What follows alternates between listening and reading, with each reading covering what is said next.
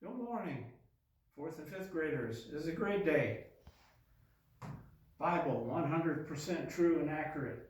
Christianity is a relationship with Jesus. It's not a club. It's not a certain church that we go to. It's not buying a ticket to go to heaven. It's a relationship with Jesus. Christians are different from this world, and you guys are different from the other kids in the class. That's a good thing, and this is the direction we're going today. God created the heavens and the earth, and evolution doesn't make any sense. Here's where we are. We started here. This is a timeline. We started back in September, Old Testament with Genesis. All the way through, all of the stories, Abraham, Isaac, Jacob, Joseph, Egypt, and here we are 750 years, 650 years before Jesus came. This is a time when Israel is ignoring God. They're turning their back on God, and you know what happens there. He's not protecting them like he used to.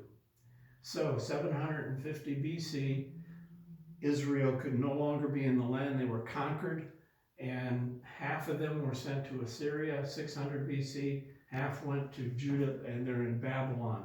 This is where we are today. This is Babylon. The king in Babylon at this time is Nebuchadnezzar. After this is where we're going. After this, shortly, there is 400 years of silence before Jesus.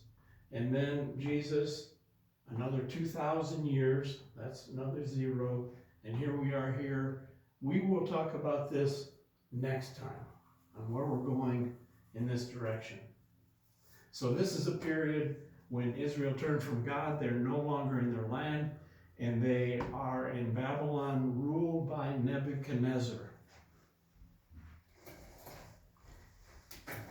Nebuchadnezzar was one world leader who decided he could get more cooperation from the people he conquered by letting them keep their gods. He took their lands, he took their riches, all their money, he controlled their lives, but he allowed them to worship any way they wanted. Nebuchadnezzar's plan worked pretty well. There was one exception. When he conquered the nation of Judah, or Israel, half part of Israel, he met a God who demanded exclusive worship. That means one God. And we'll find out later in the story that he became a believer in that God. King Nebuchadnezzar, he sent his servant down, and he said, bring to the palace some of the young men of Judah's royal family and other noble families who had been brought to Babylon as captives. Select only strong, healthy, and good-looking men. Make sure they're well-versed in every branch of learning and gifted with knowledge and good sense, and have the poise needed to serve in the royal palace. Teach these young men the language and literature of the Babylonians. The king assigned them a daily ration of the best food and wine in his own kitchens. They were to be trained for a 3-year period, and then some of them would be made his advisors in the royal court. So here is Daniel, Hananiah, Mishael, and Azariah. They were chosen. We know Daniel. However, Nebuchadnezzar changed their names to fit in with the Babylonians. Daniel was called Belshazzar, and the other 3 were named Shadrach, Meshach, and Abednego. But Daniel made up his mind not to defile himself by eating the food and wine given them by the king. Defile means to have something impure or dirty, to contaminate himself by eating the food. Now, what was wrong with the food? It doesn't say. It just says that it is rich, and they talk about the wine. So it could be rich, fatty food. It could be pork, which would be unclean to the Jewish people. And it could be strong wine, much stronger than they're used to. Also, it could be, guessing, it could be food offered to idols. So anyway, Daniel made up his mind beforehand. He did not want to go along with this. So he went to the official that was in charge and told them this. And he was very alarmed because he's responsible for these men. And he said, I don't want you getting sick. I don't want you looking bad. He said, if you do, king's going to kill me. So Daniel went to him and said, okay, let's have a 10-day trial. Feed us vegetables and see how it goes for 10 days, and then we'll see what happens. At the end of the 10 days, Daniel and his 3 friends looked healthier and better nourished than the other men who had been eating the food assigned by the king. So after that, the attendant fed them only vegetables instead of the rich foods and wines. God gave these 4 men an unusual aptitude for learning. That means a talent for quickness in learning, or they're really smart from God, learning the literature and science of that time. And God gave Daniel special ability in understanding the meaning of visions and dreams. And also we'll find out later, he can also predict the future as to what's going to happen. When the 3-year training period ordered by the king was completed, the chief official brought all of the young men to King Nebuchadnezzar. The king talked with each of them, and none of them impressed him as much as Daniel and Shadrach, Meshach, and Abednego, the new names. So they were appointed to his regular staff of advisors in all matters requiring wisdom, balance, and judgment. The king found the advice of these young men to be 10 times better than all of the magicians, enchanters in an entire kingdom. Daniel remained there until the 1st year of King Cyrus' reign.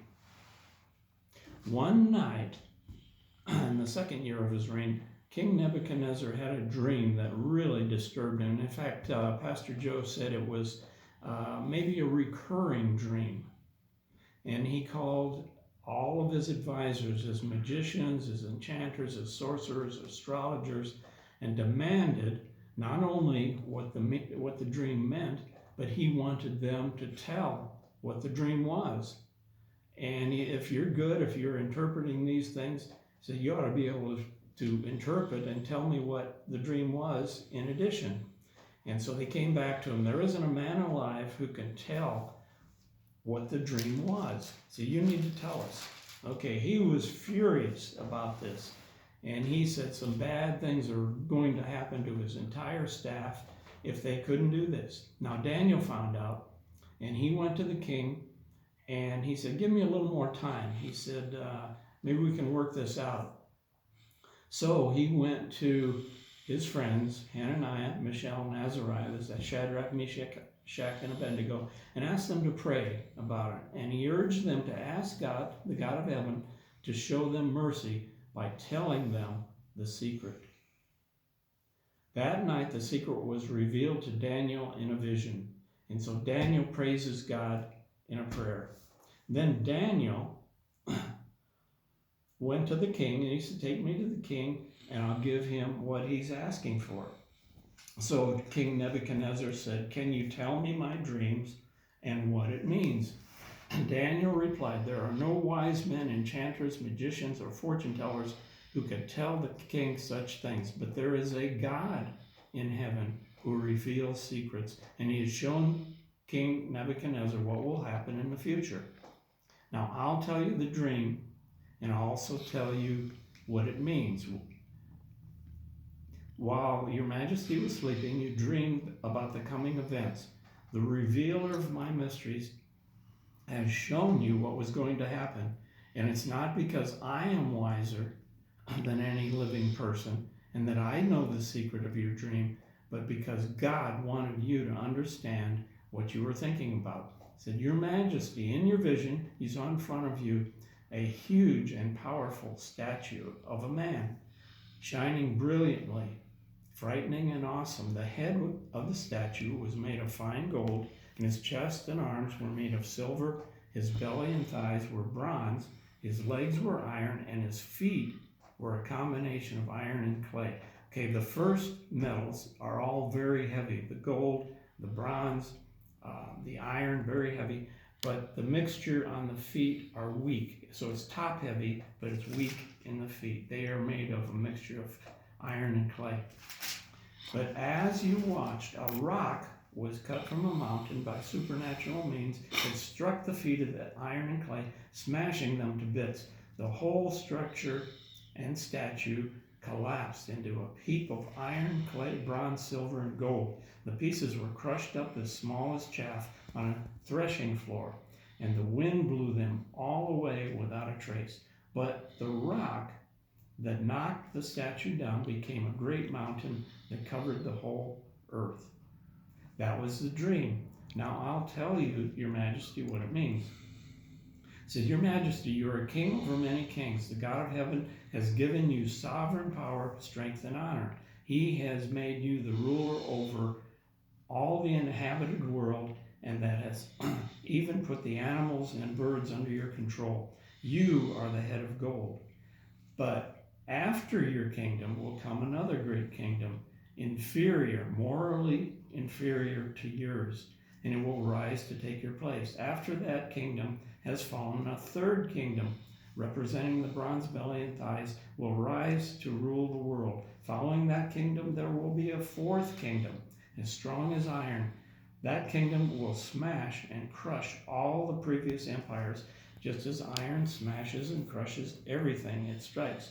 The feet and toes you saw were a combination of iron and clay, show that this kingdom is divided. Some parts of it will be as strong as iron, others as weak as clay. This mixture of iron and clay also shows that these kingdoms will try to strengthen themselves by forming alliances with each other through intermarriage, but this will not succeed, just as iron and clay don't mix.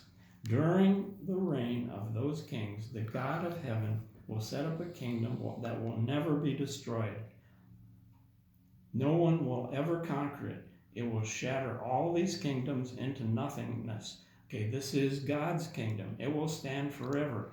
That is the meaning of the rock that came down. So the rock would be Jesus, cut from the mountain by supernatural means, crushing to dust the statue of the iron, the bronze, the clay, the silver, and gold.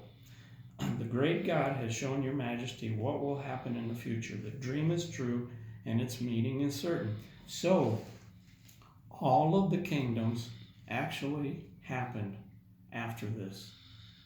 The first kingdom is Babylonian, and that is King Nebuchadnezzar. The second one is the Medo-Persian. The third one is Grecian, and the fourth one is Roman. The last one that he talks about, the rock coming in, smashing it, knocking them all over, this is God's kingdom. This has not happened yet. Then King Nebuchadnezzar bowed to the ground before Daniel and worshipped him. Then he commanded his people to offer sacrifices and burnt sweet incense before him. Then Daniel said, Truly, then the king said to Daniel, Truly your God is the God of gods, the Lord over the kings, a revealer of mysteries, for you have been able to reveal the secret. Then the king appointed Daniel to a high position and gave him many valuable gifts. He made Daniel ruler over the whole province of Babylon, as well as chief over his wise men. And at Daniel's request, the king appointed Shadrach, Meshach, and Abednego to be in charge of all of the affairs and powers of Babylon, while Daniel remained in the king's court. So, after that, King Nebuchadnezzar, he built a gold statue 90 feet tall and 9 feet wide. And this was a statue of himself. And he told the people, he says, occasionally I'm going to have the people who play instruments. When you hear the instruments, you are to bow down and worship this statue of me. But some astrologers went to the king and told on the Jews. Daniel, this is Shadrach, Meshach, and Abednego. Daniel's out of the picture now. We really don't know where he is or where he's gone. But they are tattling on the Jews. And went to the king and said, there are some Jews, Shadrach, Meshach, and Abednego, whom you have put in charge of the province of Babylon. They have defied, they have not respected this law, your majesty, and they refuse to serve your gods or worship the gold statue you've set up. Okay, Nebuchadnezzar flew into a rage and called them in, and Shadrach, Meshach, and Abednego, is it true? He said, I'll give you one more chance. Otherwise, you will be thrown into the fire. And they came back and they said, we don't need one more chance. We're never going to bow down to a statue. If we're thrown into the blazing furnace, the God whom we serve is able to save us. He will rescue us from your power, your majesty. But even if he doesn't, your majesty, we can be sure that we will never serve your gods or worship the gold statue you've set up. Nebuchadnezzar was so furious with Shadrach, Meshach, and Abednego that his face became distorted with rage. He commanded the furnace to be heated 7 times hotter than usual. Then he ordered some of the strongest men in his army to bind Shadrach, Meshach, and Abednego and throw them into the blazing furnace. They tied them up, threw them in the furnace, fully closed, and because the king, in his anger, had demanded such a hot fire in the furnace, the flames leaped out and killed the king's soldiers as they threw the men in. So Shadrach, Meshach, and Abednego, securely tied, fell down in the roaring flames. But suddenly, as they were watching, Nebuchadnezzar jumped up in amazement and exclaimed to his advisor, didn't we tie up 3 men and throw them into the furnace? They said, we did indeed, your majesty. Look, Nebuchadnezzar shouted, I see 4 men unbound walking in the fire. So in our background with this story, it's probably an angel. It could be Jesus in there protecting them. They aren't even hurt by the flames, and the 4th looks like a divine being. Then Nebuchadnezzar came as close as he could to the door of the flaming furnace and shouted, Shadrach, Meshach, and Abednego, servants of the Most High, come out here. So Shadrach, Meshach, and Abednego stepped out of the fire. Then the princes, prefects, governors, and advisors crowded around them and saw that the fire had not touched them. Not a hair in their heads was singed, and their clothing was not scorched. It didn't even smell like smoke. Then Nebuchadnezzar said, praise to the God of Shadrach, Meshach, and Abednego. He sent his angel to rescue his servants who trusted him. They defied the king's command and were willing to die rather than serve or worship any god except their own. Therefore, I make this decree. If any people, whatever race or nation or language, speak a word against the God of Shadrach, Meshach, and Abednego, they will be torn limb from limb, and their houses will be crushed into a heap of rubble. There are no other gods who can rescue like this. Then the king promoted Shadrach, Meshach, and Abednego to even higher positions in the province of Babylon. Okay, they did not conform. Daniel did not conform to what the king wanted. They stood up, like Esther, for what is right. There's a word called conformity. And this means, the word conformity refers to the desire to be just like everyone else, to do what they do, to say what they think, to think what they think, and wear what they wear. A conformist is someone who is afraid to be different from the majority. He feels a great need to be like everyone else. To conform means to accept the ideas, the fashion, the way of walking, way of talking that's popular at the time. In our society, there is tremendous pressure for all of us to conform to the standards of the group. Okay, there was a study of young kids about your age, and they were going to play a trick on a person just to see what would happen. And a whole class of students like yourself, they were told, well, we're going to see how perceptive you are. And we're going to have a study here, and we're going to show different cards. As we flip up the cards, there will be 3 lines on the card. There will be an A, a B, and a C, and they'll be in different orders. We're going to flip several cards, and so when you see the line that's in the middle, the next to the longest line, you're to raise your hand. No matter which one I point to, you're to raise your hand. Now there's one kid out of the class, out of the whole class, and it was a setup for him. And the class said, okay, we'll try this, but the one kid didn't know about the setup. And so card after card, they would go to a line, and when the man pointed to the different lines, like this, for instance, he would point to line C or line B,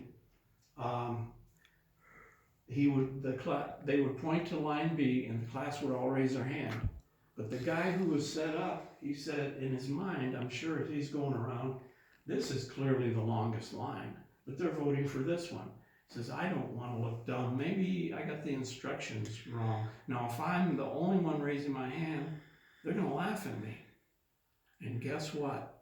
Time after time, 75% of the time, the kid who was the setup, he would raise his hand with the group, and just clearly, this was not the longest line.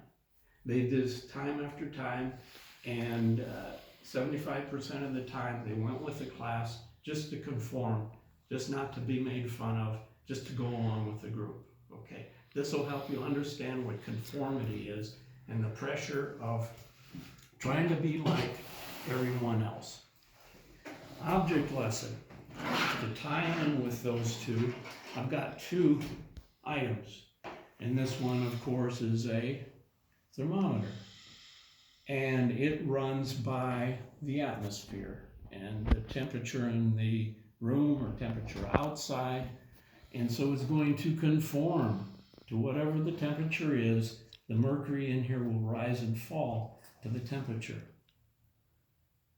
So this is a conforming instrument. Okay, this is an instrument that's probably on your wall in your house. It's a real one.